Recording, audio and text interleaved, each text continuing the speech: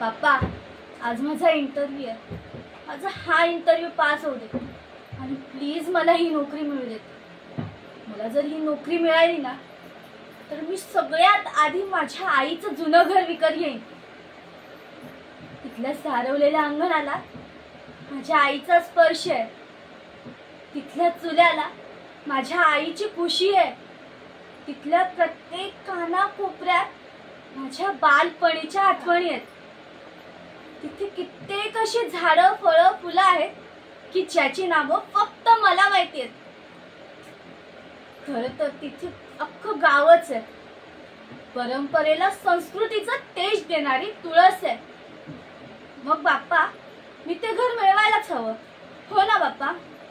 मग बाप्पा, please please माझा हा इंटरव्ह्यू पास होऊ दे आणि प्लीज मला ही नोकरी मिळू दे. Please Bappa, please.